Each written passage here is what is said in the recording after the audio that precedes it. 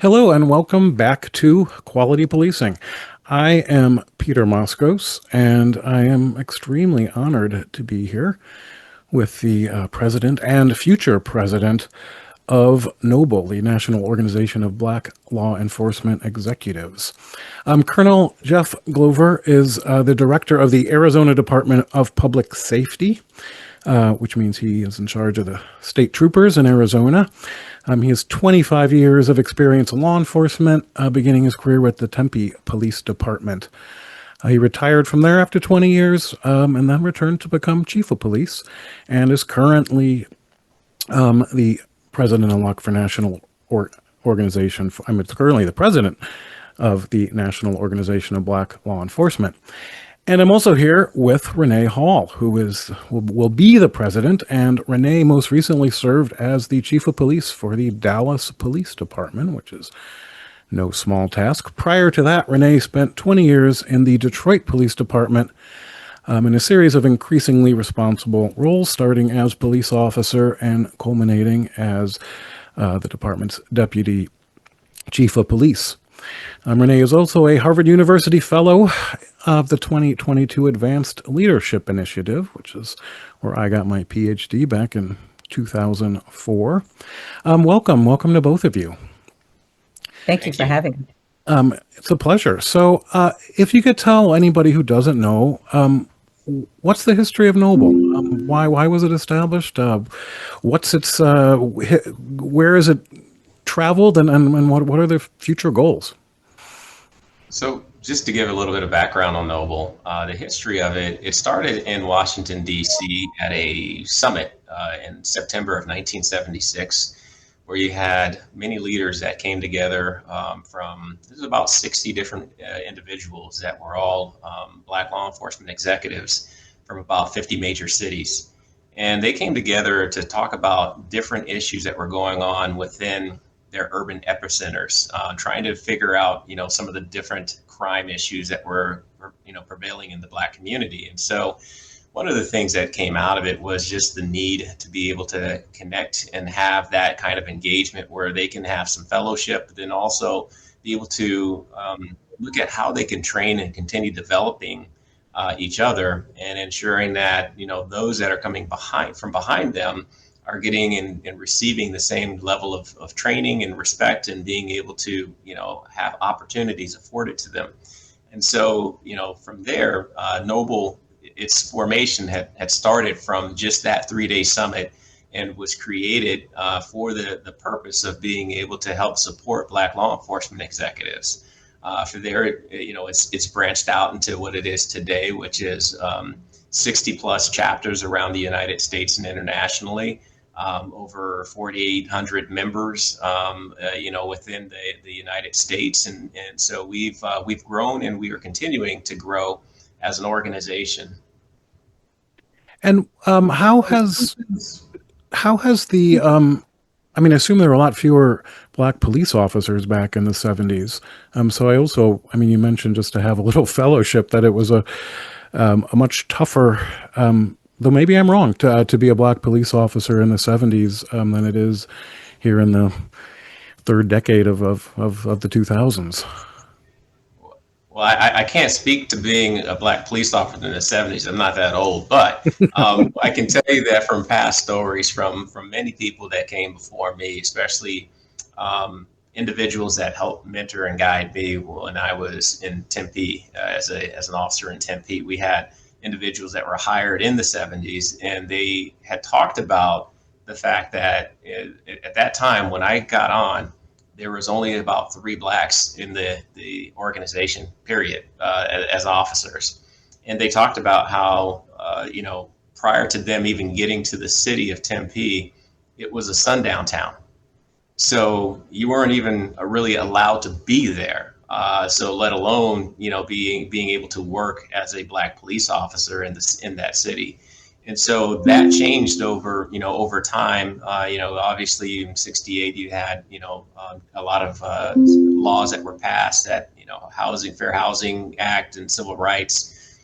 Then within about 10 years, they were hired on, and they came from New York, actually from NYPD. They were veterans from NYPD that came in and were hired on to the agency. But there was a lot of challenges and struggles with being able to not only fit into, just the culture of policing and the agency out west from what it was, where it was more of a melting pot there in New York, to coming to Arizona and now having to police in an environment that wasn't exactly welcoming for Black people. And so it was from those type of individuals where, it made sense to hear about, their experience and why Noble was so really relevant and important for us to be able to have that as a mechanism, especially when you're looking at places, smaller places, like a Tempe, where you didn't have that level of support,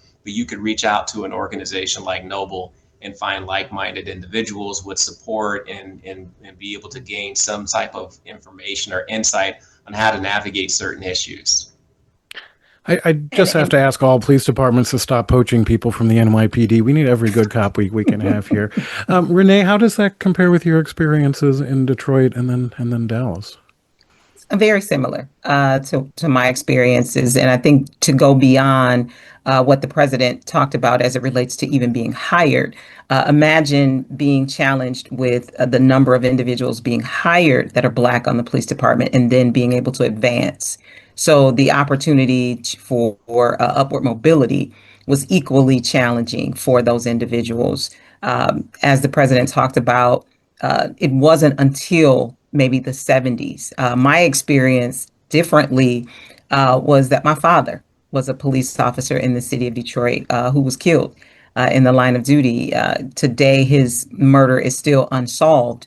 The challenging part of that is that he was one of very few Black police officers at the time, and we did not get any cooperation from within the police department or outside of the police department. So Noble, having organizations like Noble established in 1976, gave Black Americans who were in law enforcement and who may have been experiencing challenges within their agency, it had, in addition to having the like-mindedness, strategy in coping with, dealing with, and also legislating to ensure that there were laws within agencies, within cities that protected individuals inside the organization and outside the organization. So the experiences were similar. And so, taking this into 2025, what is on the agenda at the conference? What are the current issues facing Noble and Black law enforcement? So I would say that, some of the current issues that we have right now that we're facing is obviously you have a lot of changes that's happening with the administration, out of the DC, a lot of executive orders. It is trying to make adjustments as necessary to be able to make sure that we are still bridging the gap with our community members without infringing on anybody's rights.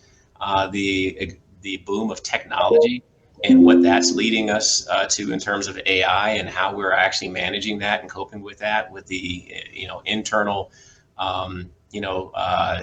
I would say internal ethical dilemmas on its use and application and how to actually do that in a fair way and process that's not going to compromise an investigation.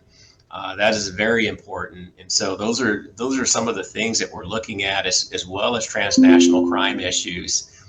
The world has gotten a lot smaller, especially with the advent of more of the technology, internet, everything. It's become easier to be able to do fraud schemes and scams.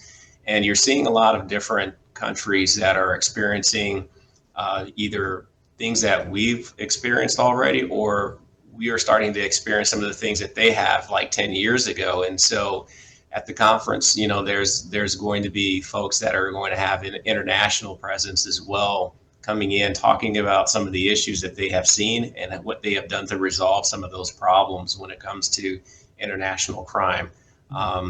One of the things that I find most interesting, and we were having this conversation just a few weeks ago, was railroad robberies. It's like you would think that this is a thing that doesn't exist, but it actually does, and it's it makes you think that it's the 1870s or something, but these things are actually popping up and it's happening, and people have dealt with that, and on a international level it's been dealt with. But even in that regard, there's a lot of like challenges that we're experiencing because obviously criminals are diversifying their portfolio. We find ways of being able to prevent and stop them from doing some of the actions and behaviors that they do, and then they change up and they figure out ways around that. And so it's our job to keep in the forefront of these things. Now, what you just described is worthwhile, but that could be the same themes at the International Association of Chiefs of Police, or even some Police Executive Research Forum conference. So, what's the unique Noble spin on it, or is there not necessarily? Well, I would like to say. Oh, go ahead. Go ahead. No, Mr. President. I was going to say that.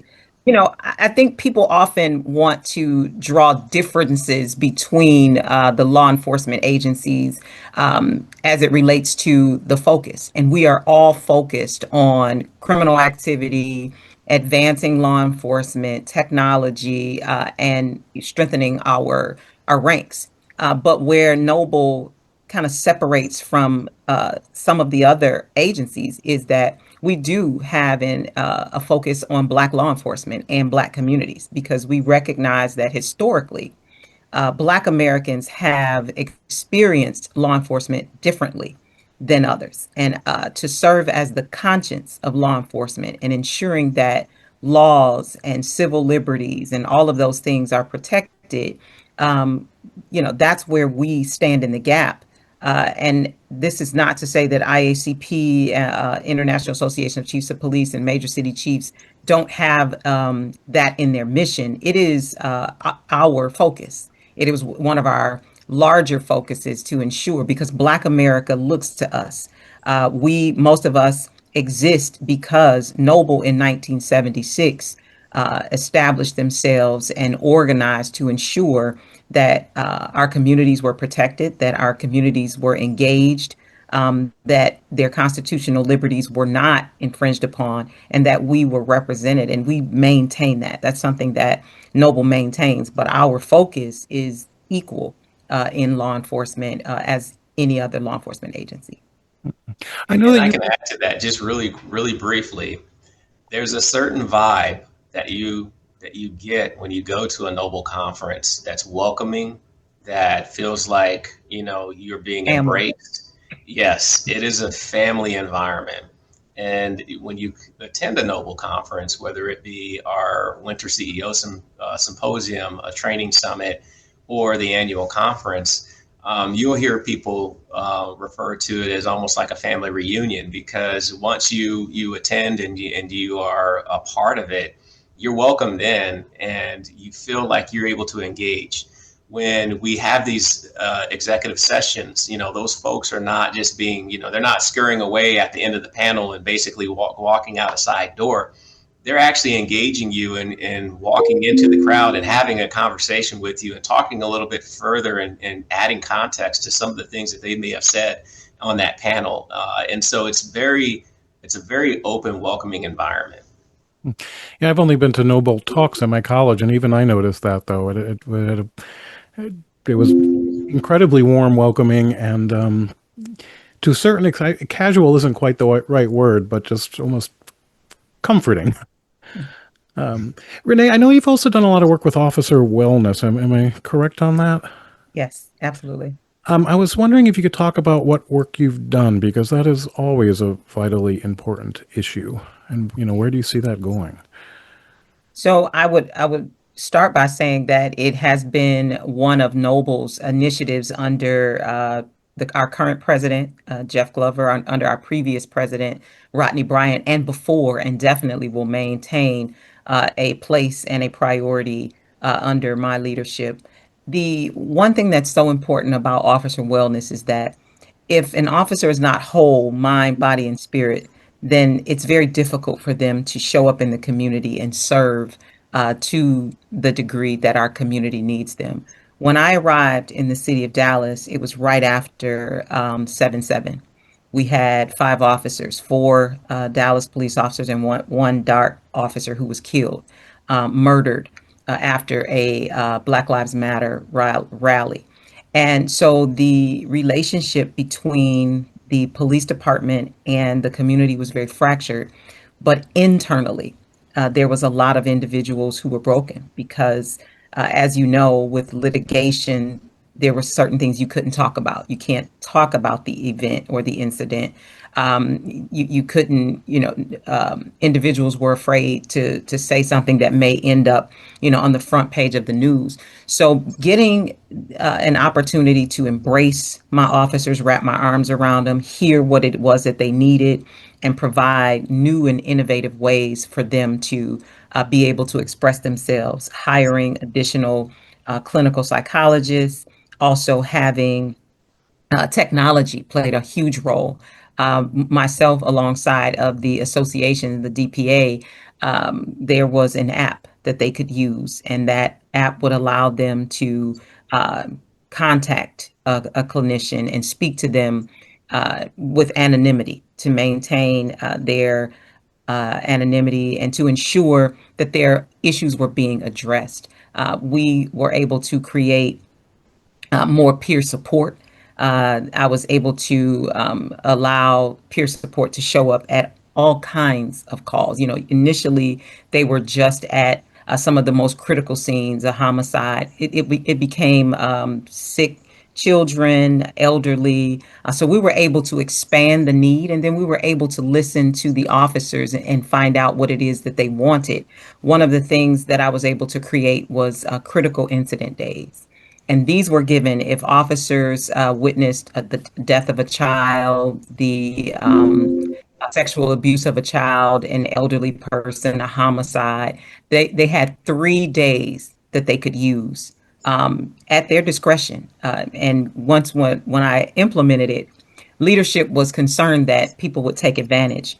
But fortunately, individuals only used them when they needed them. And officers, if you know anything about law enforcement, and I'm sure you do because you spent time in law enforcement, we hate to be off. We hate to be away from the job. So it was almost like pulling teeth to get them to use them. But what was so rewarding and enlightening is that the ones who really realized that they needed them, they took them and they were available for them. And in that time, they were able to also speak to peer support and clinical psychologists during that time. So it was a way of making it okay not to be okay, but not okay to stay there. So that was what I was able to bring to the organization, and I'm very proud of that. And it has since expanded, and chiefs behind me have gone on to create even greater opportunities for wellness for our police officers. Is there a Are there best practices now you can follow, or is this still sort of done ad hoc, department by department? I mean, because I know, the NYPD has a certain system where you also involving anonymity, which is in a way, a luxury of a larger department. But how do you propagate what works? So, Mr. President, do you want to take that, or do you want me to take that? Because what I will say is that this is like law enforcement.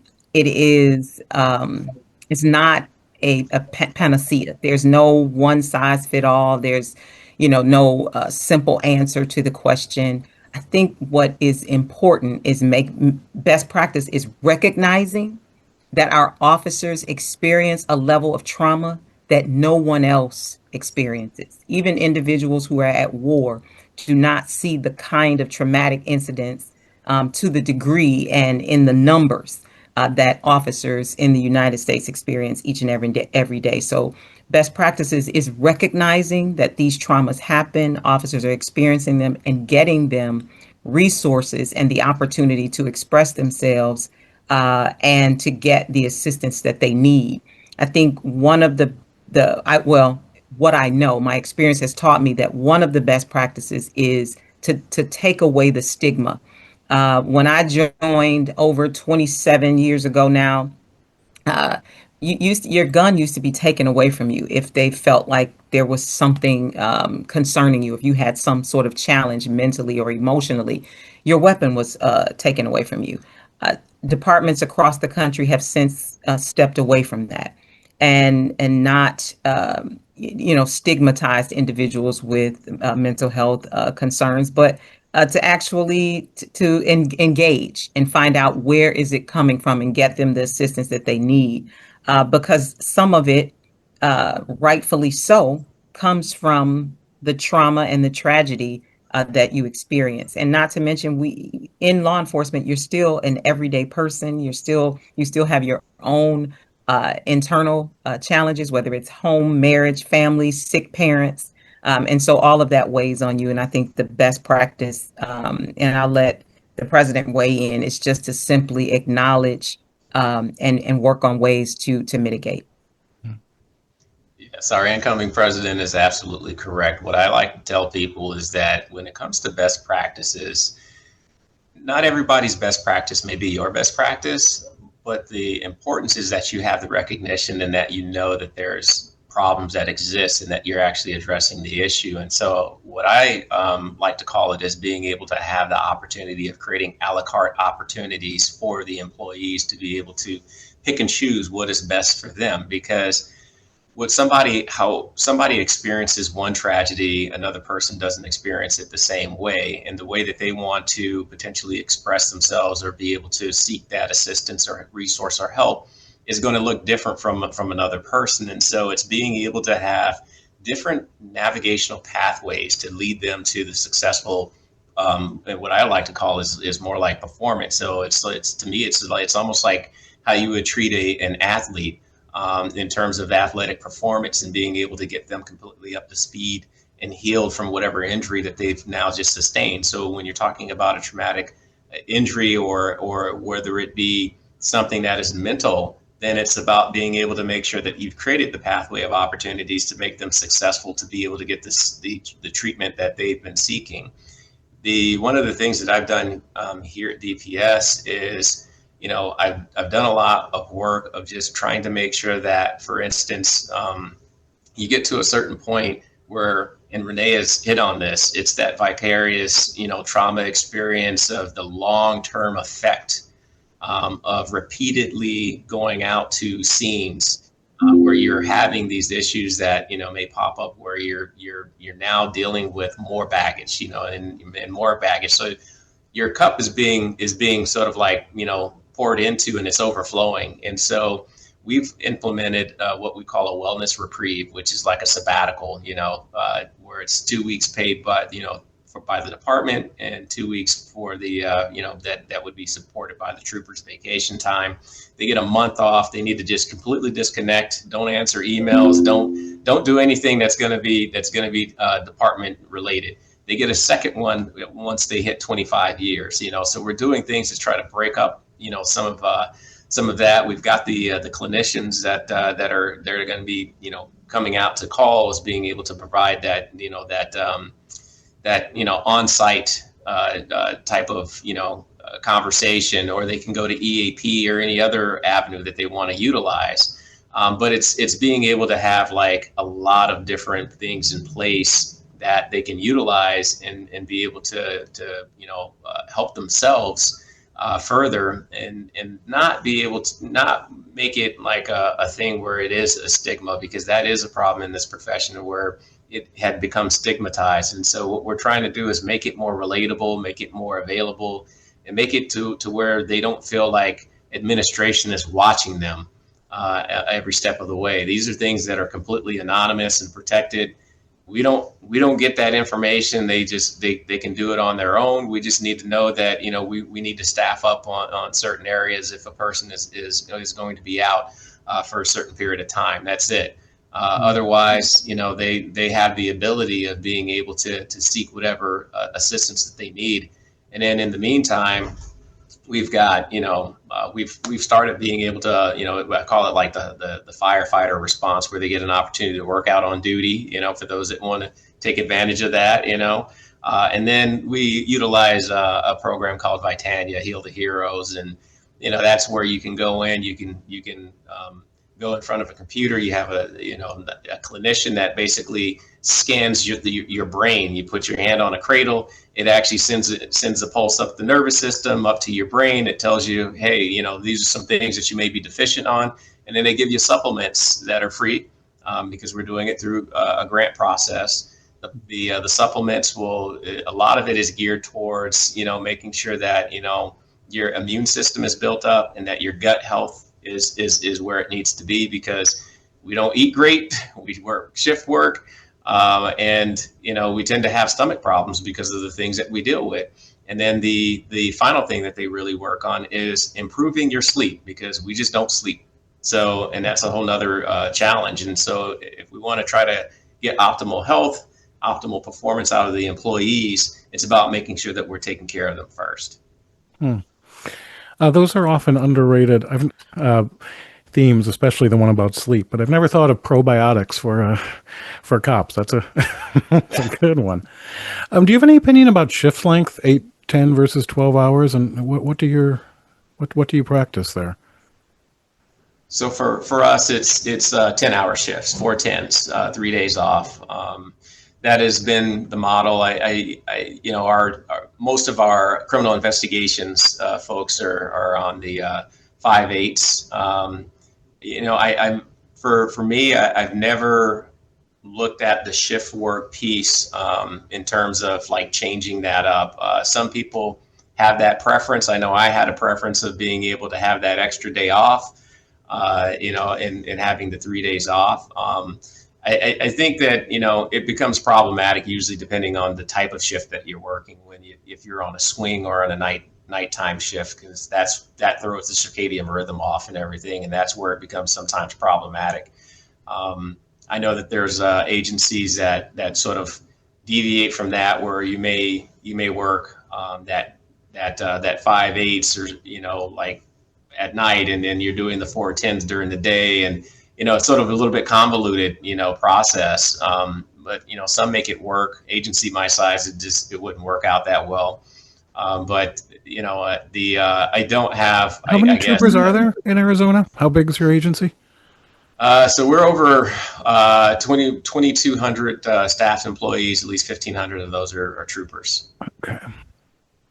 I think 10 hours in my mind, seems to be the sweet spot. The NYPD is shifting to longer shifts, and there was some interesting research done by my students that showed with 12-hour shifts, productivity plummets more so than for other shifts at the end, because the officers are really worried about having to stay beyond those 12 hours. It's one thing to stay beyond 8 if you have plans, but at 12, I think it becomes a serious sort of safety risk at some level. Well, if you get held over, I mean, that becomes problematic, because now you're looking at 14 to 16 hours, and how productive are you at that point? I mean, you're pretty much walking around at probably a 0.18. Yeah. Renee, can I ask you, if I'm not mistaken, you became chief in Dallas in 2017, is that correct? Yes, sir. So I can't believe it's been 9 years since the officers were killed. Can I ask you, were you disappointed in Obama's speech at the funeral? I wasn't there, and that was 2016. Yeah. But I was not. I was not disappointed in I was President bothered by Obama's it. speech. I think, one of the things that we have to remember is that at different levels, you experience things differently. I think the responsibility to ensure that the officer's support was where it needed to be, and it lied with Chief David Brown, who did an amazing job during that time in protecting his officers using a robot. And I think that the important piece lied within them. The president's speech at that time was about the officers, but it was about a bigger issue in the country. And I just thought it was the wrong place for that. Had he done it somewhere else? Let me fill in the blanks, because what I'm saying is I believe in my mind that President Obama made a moral equivalency between the lives of the cops who were murdered and the lives of people who have been killed by police. And I thought a police funeral was not the right place for that. But Yeah, I respect your opinion. I do. I do believe, though, when you are a president and you have a platform, because if we talk about inappropriate presidents, this current administration, we would have to talk about the level of inappropriateness all across the board. But what I will say is that an individual in that seat has a duty and a responsibility to everyone, not just the police officers, not just to the Dallas community, but as a whole. And I think had he not, there would be individuals saying that he was placating to law enforcement. So I believe he was darned if he like that's did so and darned bad. if he didn't. I agree. I think, yeah, the speech, if you read the text, it's not objectionable for me. It was about the location of it. But anyway, it's nine years ago now, but may those officers be remembered and But rested. I think what's important here is to ensure that the leaders of law enforcement organizations support law enforcement, and to ensure that law enforcement has the resources, the opportunities, and the tools that it needs to be safe at all times, regardless of the polarization of what's happening or the political climate. And I think that's where it's important, is for the leaders of law enforcement to maintain their responsibility and their levels. Can I ask, does Noble have a position or party line on with the Trump administration? I'm thinking, and of course, in Arizona, uh, with immigration enforcement. I was just speaking at a Florida Sheriff's Association, which was politically quite eye-opening to me, coming from New York City, who are thrilled to collaborate with immigration enforcement. Not, I mean, it's a diverse group of sheriffs. There's 67 counties, but the majority of them were, quite conservative and thrilled to cooperate with the president on federal immigration enforcement. Does Noble address this, or do you try and stay out of the direct politics? Well, Noble is a nonprofit organization, so we don't get so involved or wrapped up into a lot of the political aspect of it. But we do speak out when we feel that there's some level of injustice that has occurred, and that's part of our responsibility, is that justice by action piece. And so, from my seat here, in Arizona, when I put on my other hat and everything, that becomes sometimes a challenge, because, quite frankly, the position is that, we're not federal law enforcement. We don't work for, immigration enforcement. We have no dealings in that. Obviously, we are, on the border here in the state of Arizona, so we do come across and have those interactions. But it's really a situation where when I said this once to a person, I was like, when the federal government wants to come take these collisions on the highway, go to these DVs out here in the field, then maybe we might get involved in that. But until that day happens and they start taking our calls for service, we won't be taking theirs. Have you noticed, which is one of the arguments in support of sanctuary cities, which can mean, I mean, there's no specific definition of that, but just in the abstract, we want people to not be afraid to use police services when they need them. And have you noticed any, excuse me, have you noticed any change with the current administration and cooperation among immigrant or other groups? Oh, absolutely. So, there's a lot of fear amongst immigrant groups out in various communities across the United States, as you're seeing a lot of this ramp up. And so I feel for those communities, because there's a lot of fear. This is impacting their families, it impacts their children. You have some that are, they're afraid of sending their kids to school because they don't want to, end up having their child, taken away from them. The possibility or the prospect of that has created a lot of panic and chaos as it relates to, what the administration is doing. And so it's harmful for law enforcement in general from a local, county, state perspective, because we have spent over a better part of more of a decade, adhering to 21st century policing principles, trying to make sure that we're bridging the community, ensuring that we're, providing that transparency and impartiality And then you have us now being wedged into federal government activities that are occurring within our communities. And then we're also trying to keep the balance and tell people that, no, it's okay. You can call us. And so at some point you have this deviation of where the federal issues are impacting local law enforcement, and it's causing folks that are true victims from not wanting to actually reach out and contact your local agencies to actually report crimes. And so those are some of the huge concerns that we have, is that, you know, you could have criminal behavior out there, but then it's not actually being reported because of what federal interaction is happening now that's delving into our local state county levels. Yeah. If I could have go ahead. No. Oh, one perhaps final theme I'd like to address which relates to officer morale and wellness, but specifically recruitment. How is it going from your experience? I know New York is struggling right now with recruitment. How do we improve recruitment, and how do we improve recruitment to get more Black police officers? Yeah, so recruitment is tough right now, and I think it is for everybody, for most agencies across the country, with the exception of a handful here and there.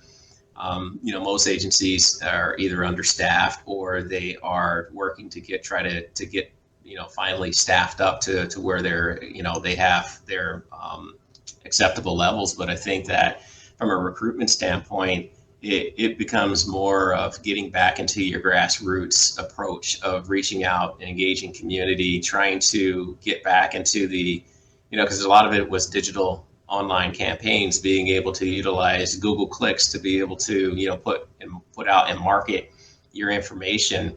I think some of that has to now sort of go back into the aspect of being able to reach out and interact and engage with people and having more conversations again, because you're going to have to sort of ease people's minds towards the fact that this is still a noble profession to be a part of, especially for communities of colors, and you're talking about Black police officers. I equate it to years ago, we would go to some of the Black churches, or you'd have individuals that want to recruit Black churches and go to the church. And I remember one time in Tempe, they're asking me, like, we went to the Black church and we're trying to get recruitment going, and we went, and I was like, well, hold on, let me stop you. How many times did you go? Well, we went one time, and I was like, so you went once. Did you go back again? Like, well, we plan on going back. So how long ago was this? It was a couple months ago. I was like, well, here's your problem. I was like, Black people are not going to invest in you if you don't invest in them. So if you don't make a commitment that you're going to show up to that church, for several Sundays in a row, you're not gonna win. They're not going to start passing the word on or spreading, because they're not going to take you seriously. It's like the proof is in the pudding. It's like it's one of those things where it's like, you got to show me that you care. So in this instance, when it comes to recruiting, we have to show people that we care. We have to show people that what we're about. We have to be transparent about the job and how we interact with individuals and what our values are. And people have to know that, but they're not going to be able to do that with a click, because with social media, there's also a lot of bad stuff that you're going to be clicking on too, that shows policing in a negative way. So it's going to have to come back to some of the face-to-face interaction to be able to get some traction on being able to get people through the door again. And HBCUs and others, that's going to be critical for us to make sure that we're looking at how do we get back into the universities and really recruit and really have those meaningful conversations with a lot of students that may be criminal justice majors, but they're on the fence on whether or not they're going to get into law enforcement. And you mentioned, and I would just want to, I'm sorry, no, I wanted ahead. to just add to that, that we're dealing with a different demographic, or a different kind of generation of individuals coming into law enforcement. These individuals that are millennials or Gen Zs or even the alphas, seeing is believing. When they look at these organizations, they want to know if they can see themselves. Do I see a reflection of myself in these organizations? And when we look across law enforcement, 800,000 individuals in law enforcement, we're still 88% male and 70% white male. So this country is a very diverse country. We know that we're on the brink of, in the next 5 or 10 years, being majority Hispanic, Asian, and then Black. And so when you look into these organizations, do they reflect the communities that we serve? And so, and I liken it to becoming a Detroit police officer. When the chief, who was my professor in grad school, approached me, one of the things I did was look at the organization chart. And when I saw the organizational chart, he was surrounded by women. He had women leading almost every division, from internal affairs to management services to, narcotics and vice. There were women everywhere. So when I looked into the organization, I could see myself. And so we have to ask, if individuals are looking into these organizations and they're not able to see themselves and they don't see their reflection in the mirror, what makes it attractive? And until we do that, we're going to have a problem recruiting. And you brought up, which of course for an organization like Noble is a good concept, but the nobility of law enforcement, I noticed you threw in there, and that's a point I've stressed, because of we, and I'm including myself, because I think police and the public are one and the same, but if we lose the battle over policing as a noble occupation, flaws and all, warts and all, mistakes and all, we're doomed. That basic nobility, and that has been a tough battle, I'd say, since 2015 or 2016, and certainly again in 2020. But why would someone want to join an evil institution? And of course, some police departments are better than others, which is a polite way of saying some police departments are worse than others. And we have to make those better. But as a concept, as an institution, it's really important to fight that PR battle, because there are police abolitionists out there and they understand that. I mean, the example of getting rid of Paw Patrol is there are people who are actively opposed to positive portrayals of policing. I couldn't get my book published, Back from the Brink, with Columbia University Press. Apparently they did not like that I was giving police officers voice. And it's not a rah-rah pro-police book. It's just told from the perspective of the men and women who were on the job in the 90s in New York City during the crime drop. And I see that among my students now. There are fewer that want to become cops, because it's, there's something good about it. I mean, look, when I took the oath to defend the Constitution of Maryland in the United States, it was a pretty anticlimactic. It was done in some windowless office. And I don't know about others, but I took a certain pride in that. When else am I going to, who else? I mean, the armed forces, I guess, but who else gets a chance, the privilege of swearing to uphold the Constitution? And of course, you have to then live up to it, which is tougher. But how do we get back how do we win the PR battle that says, policing as a concept is good? I want to take that, if I can, Mr. President. Policing is an imperfect profession done by imperfect people. And I think navigating our stories, or being the driving the narrative for police stories, law enforcement itself has been deficient. Because one of the things that we're horrible at is when we make a mistake, we're not quick to own it. One of my mantras is always, when you make a mistake, you own it, you acknowledge it, you fix it, and you move forward. And in law enforcement, we have to recognize that we have been more focused on the cover up and making sure that people believe that we're more perfect than we are. There's a lot of mistakes that are made in law enforcement, but there are mistakes of the mind and there are mistakes of the heart, and they are a difference. This job cannot be done. This profession is not done without mistakes. And I think what we believe is that the community doesn't know the difference. And so in an effort to push out this narrative that, police are always right, we're the authoritarian, and because we have authority, what we do is correct. There's dignity in authority. And in that level of dignity is our opportunity to own when things happen and they are not uh, directly according to our general orders or by the book, or when we use force and it's mistaken that it's a cell phone instead of a weapon. There are reasons for that.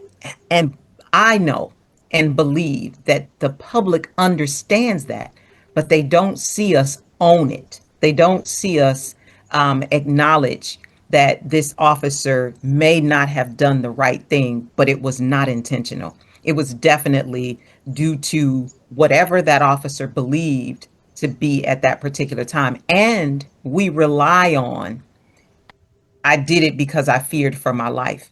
It's almost like the boy who cried wolf. You can't use that for everything. And so, where I believe that the majority of people in America truly love and support police, there is this narrative that Black people don't necessarily support the police, which is so untrue. Because when you go into Black communities, you find that they are the ones asking for police presence more so than anyone else.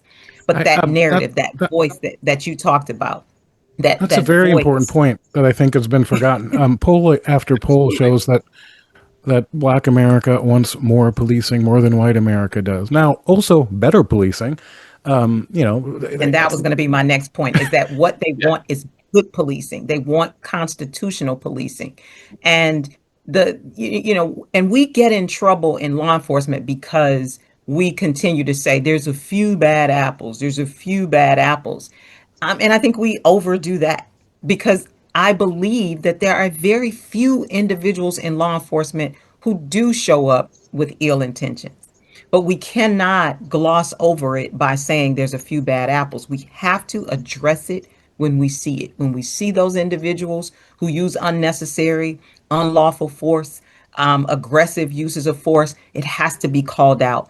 And when we do our part, when we are transparent and when we are accountable and hold those individuals accountable, the community then starts to trust and believe that we can police ourselves. I'll give you an example.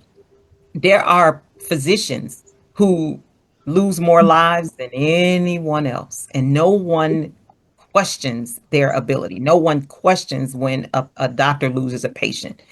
And there's something that they've put out, whether it's an accountability or transparency or whatever it is that they've created, that no one questions it. And I believe in everything that I am and everything that I do, and having served in two major metropolitan police departments, that the overwhelming majority of law enforcement is good. And when we have those individuals who do not play by the rules, who go against the general orders and go against all the constitutional and equities of law enforcement, when we start to hold them accountable and say this person beliefs and actions do not line up with the rest of this organization, we will see a better outcome from our community. But our internal organizations, we have to own that they try to protect everybody, even that officer who has used unnecessary and aggressive uses of force.